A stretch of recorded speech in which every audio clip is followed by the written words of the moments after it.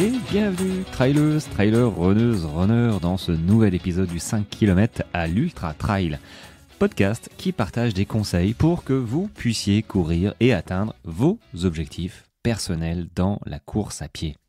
Alors les petits loups, j'ai trouvé le sujet de la newsletter de vendredi qui va s'intituler « Les 10 commandements pour tes premiers 10 km ».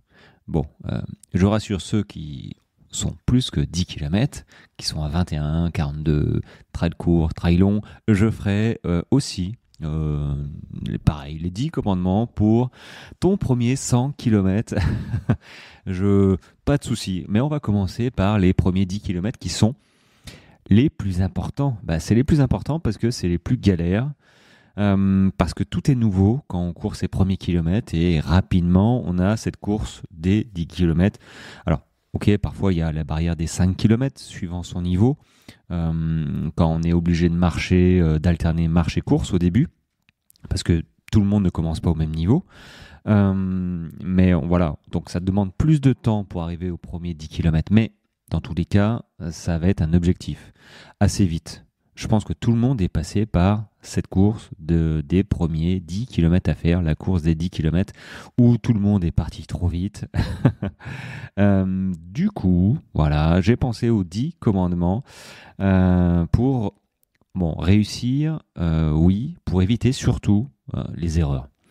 Donc, je ne vais pas parler des 10 commandements tout d'un coup, parce que ce serait trop long en fait, ce serait un peu nul. Je ne vais pas parler pendant 1h30 tout seul. Je pense que pour assimiler correctement les choses, un petit peu chaque jour. Donc là, je vais du coup vous donner les 3 commandements, les 3 conseils que j'ai fait d'ailleurs. J'ai fait un post Instagram là-dessus et un réel. Évidemment, j'explique beaucoup plus dans la newsletter et notamment ici sur le podcast qu'en version slide ou réel, parce que voilà, c'est pas fait pour. Là, c'est juste pour inciter un petit peu poser que les gens se posent des questions, ceux qui voient les slides, qui m'écoutent en 1 minute. On peut pas raconter beaucoup de choses, mais au moins les faire un petit peu tilter sur effectivement, j'ai pas pensé que peut-être changer mes chaussures à 1 semaine de la course, c'est pas foufou. Donc, ça fait partie d'un commandement, d'un de mes commandements, un conseil. Teste et reteste pour avoir la bonne paire de chaussures. Alors oui, parce que comment on fait pour avoir sa première paire de chaussures? Si tu fais comme moi, t'achètes sur internet et en profitant des soldes, des promos. Moi, j'avais acheté 2 paires de Salomon. C'était les S-Lab en version trail et j'étais super content. J'ai acheté 2 paires pour être certain d'avoir la bonne pointure. Tellement il y avait de réductions dessus, je me suis dit bon, c'est bon, je peux renvoyer une paire. Je suis toujours gagnant et effectivement, c'est ce qui s'est passé. Mais la paire, je l'ai pas essayée avant. Je savais pas si elle m'allait. Par chance, elle m'allait, mais j'aurais pu renvoyer les 2 ou même pire, j'aurais pu essayer pendant 3 semaines et puis au bout d'un moment j'aurais eu des problèmes avec la nouvelle paire. Donc en fait il faut tester. Malheureusement il n'y a pas grand chose à faire d'autre que de tester, se faire conseiller. Même quand on va au magasin, qu'on essaye sur tapis, tout ça, ça réduit le risque de se tromper de chaussures, clairement. Mais ça n'enlève pas tous les risques. Chaque marque, voire modèle, même dans une même marque, diffère. Donc il faut trouver déjà sa marque et ensuite son modèle, ou inversement, trouver son modèle qui va avec la marque. Voilà.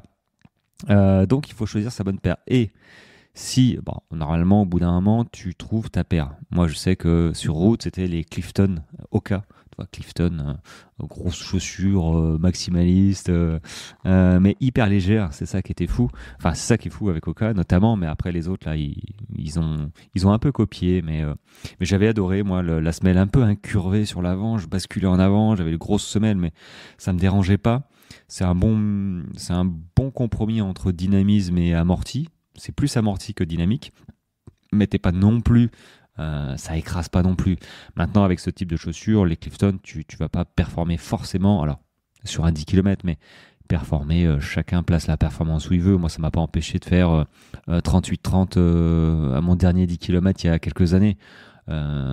Oui, ok, peut-être qu'une chaussure plus dynamique, c'est-à-dire avec moins d'amorti, bah oui, peut-être que le rebond d'énergie fait que bah, ça va moins dans la chaussure et ça te permet d'être plus propulsé, mais en même temps, c'est un peu plus violent pour les articulations, les tendons. Donc ça demande aussi un entraînement et une chaussure hyper dynamique. Va te cogner un marathon avec, ça va piquer quoi. Donc le marathon, c'est encore autre chose. Là, le 10 km, tu peux te permettre d'avoir une chaussure avec pas trop d'amorti. Mais si tu débutes, clairement que tu es à 1h, 1h10, voire même 50 minutes au 10 km, clairement, tous les modèles vont. Hein.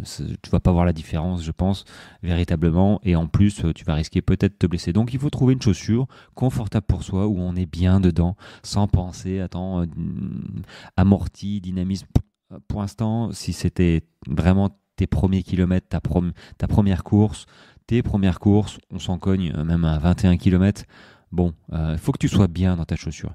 Voilà. Après, la technique de course viendra parce que si tu achètes une chaussure dynamique, plaque carbone et tout, si tu as une technique de course à chier, c'est-à-dire que tu attaques talon, mais du mauvais côté, parce que attaque talon n'est pas forcément un problème, hein, c'est même pas un problème, c'est juste que dans la technique de course, que ce soit attaque talon, médio-pied ou avant-pied, si tu impactes le sol en avance par rapport à ton bassin, par rapport à toi, tu as toute la chaîne articulaire qui se fait tabasser en fait par le choc. Et c'est ça une mauvaise technique. C'est que tu donnes des chocs à chaque fois. C'est là où on reconnaît les débutants, entre guillemets. C'est qu'ils ils mettent pas, l'appui, l'impact au sol au bon endroit. Donc il faut raccourcir un peu sa foulée. Et il faut que quand tu cours, ton pied d'appui soit à peu près en aplomb de ton bassin. Voilà, sous toi. Faut pas que ce soit en avance, sinon c'est toute la chaîne cheville, genou, bassin et dos, in fine, qui ramasse. Donc ça, c'est pas bon. Et au contraire, j'ai envie de dire, quand tu débutes, ne commence pas par des chaussures minimalistes ou avec pas beaucoup d'amorti ou très dynamiques. Quand on débute, il faut se faire ses armes, il faut faire ses erreurs. Et si peut-être tu répètes des erreurs dues à ta mauvaise technique de course, tu vas risquer de te blesser en fait. Et moi, je conseillerais, si tu débutes réellement, que tu as quelques semaines, quelques mois même, de clairement passer sur un modèle avec de l'amorti qui va te protéger dans un premier temps. Après, tu verras. Et après, tu feras comme moi, tu t'achèteras des Five Fingers où t'as pas de semelle, t'as pas d'amorti et c'est tes tendons et tes mollets là, qui font tout.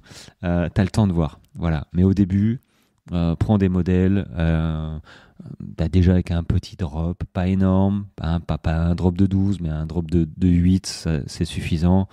Drop, cette différence entre la hauteur de l'avant du talon et de l'avant du pied. Donc c'est pour ça que les chaussures minimalistes sont à drop 0 quasiment, enfin pas quasiment, c'est drop 0, donc c'est comme si tu courais sur du plat, mais ça veut pas dire qu'il n'y a pas d'amorti. Il y a des chaussures les Altra qui ont de l'amorti. Moi je suis pas fan parce que j'ai un pied fin, donc elles sont plutôt larges et j'aime pas moi quand le pied vadrouille dans la chaussure, ça me fait des frottements et notamment en trail, hein, c'est pas bon. Quand on court en dévers, c'est atroce. Donc voilà, mais moi je te conseille si tu débutes vraiment de prendre une chaussure avec de l'amorti, ça va te protéger dans un premier temps. Et puis après, dans un second, tu commenceras à te rencarder sur les bonnes techniques à faire pour te protéger, pour avoir une économie d'énergie, une économie de course, pour gratter quelques secondes, quelques minutes. Bref, voilà. Après, j'étais parti sur les chaussures, mais je vais peut-être revenir. Chaussures, voilà. Chaussures, bon, je me suis un petit peu égaré, mais chaussures, ok, tester, je te l'ai dit. Et aussi, chaussures, il faut anticiper ta course. C'est-à-dire que regarde le kilométrage de tes chaussures. Bon, un 10 km, c'est pas beaucoup de kilomètres, mais tu peux aussi te faire mal et ta chaussure, elle peut avoir un souci à une semaine, c'est-à-dire qu'elle peut être carrément usée en fait. Si elle est usée de chez usée, tu dis je peux pas courir ma course avec ça. Tu n'auras pas confiance. Et puis si elle est cramée, bah, elle a un problème. Donc il faut anticiper le changement de chaussure. Nouvelles chaussures, ça veut dire nouvelles ampoules à 80%. Et moi, j'ai eu la chance d'avoir un pied fin et tout se passe généralement bien. Mais nouveau modèle, moi, dans tous les cas, j'ai la semelle qui chauffe, la voûte plantaire qui chauffe. Et si je me fais un 10 km course, où c'est pas de la balade, tu vois, bah clairement, il y a des chances que j'ai une ampoule. Et courir, faire une course avec des ampoules, c'est atroce. Surtout à allure soutenue. Donc bon, quand on commence, c'est déjà suffisamment dur, hein, le souffle est déjà suffisamment compliqué pour en plus se cogner des ampoules dues à un changement de chaussure et là, je pense à Cascade Verte sur son UT4M, donc 160 km cet été avec moi. Bon, et il a abandonné. Pourquoi il a abandonné? Parce qu'il a changé de chaussettes, il a mis des chaussettes neuves. Il le sait, hein, il a fait une erreur, même à son niveau, hein, comme quoi. Donc, nouvelles chaussures, c'est minimum un mois avant, allez, 3 semaines, mais il faut courir avec, il faut les faire. Et surtout, les chaussettes, on n'y neuve pas, vaut mieux une vieille paire de chaussettes. Moi, je cours avec des chaussettes qui ont 1000 ans, c'est pas ça qui va changer la face du monde. Alors ok, il y a des chaussettes qui sont anti-ampoule, il n'y a pas de problème, mais même anti-ampoule, si elles sont neuves, et que tu pars sur une course, bah écoute... c'est toi qui vois. Voilà, c'est toi qui vois. C'est du marketing, hein, anti-ampoule. Ça reste du coton, ça reste des chaussettes et ça reste des frottements dans ta chaussure. Donc, ok, ça limite peut-être, hein, mais ne va pas tester une nouvelle chaussette sur ta nouvelle course. Tu vois, y a des chances que ça se passe pas bien. Donc, il faut anticiper le changement de chaussure pour avoir les bons pneumatiques sur ta course. Bon, bah, ça, c'était mon premier commandement. Un premier commandement qui était plutôt large. Hein. Je ne sais pas si les autres seront pareils. Bon, on va s'arrêter là. Moi, ça m'a fait plaisir. Je garde les autres commandements pour la suite. Hein. Pas de souci. De toute façon, c'est tous les jours. Donc, je vais essayer de ne pas vous saouler tous les jours à faire des podcasts de 30 minutes. Sinon, je vais en perdre certains. Donc là, c'est pas mal. Un petit quart d'heure à peine. Si vous avez des questions, on n'hésite pas. Tu m'envoies un petit DM sur Insta, sur mes mails. Tu as vu mon blog. Il va peut-être changer, il va peut-être s'améliorer, je sais pas. Mais voilà, il y a des articles sur mon blog. Le lien est dans le podcast et sur mes liens sur Instagram, ma bio. Donc nouveau blog, c'est cool. Moi, ça me plaît beaucoup. Et puis voilà, si tu as besoin d'accompagnement, tu n'hésites pas. J'ai aussi une page de renseignement aussi sur le podcast et dans les liens, voilà, qui va te renseigner. Hein. Je parlerai de mon accompagnement et puis tu auras tout ce qu'il faut savoir dessus. Puis si tu te sens et que tu as besoin, bah écoute, je serai le premier ravi de t'accompagner. Voilà. Sur ce, les amis, on se retrouve demain. Bon run à vous. Hein, moi j'ai un petit peu de soleil aujourd'hui, c'est cool. J'espère que ça va tenir. La neige est partie depuis un petit moment. Il fait moins froid que ce week-end. Ah, ça a été fou ce week-end. Hein. On s'est bien pelé. J'étais à Limoges. Voilà, moi j'étais à Limoges en famille pour fêter les 70 ans de mon père. On s'est tous regroupés là-bas. Et ça caillait. je connaissais pas Limoges. C'est joli, mais j'ai pas perdu trop de temps dehors parce que ça pelait vraiment. Mais bon, ça m'a permis de tester certains restaurants vegan, c'était cool. Et puis voilà. Bon, sur ce, à demain, bon run et puis voilà. Allez, ciao, ciao.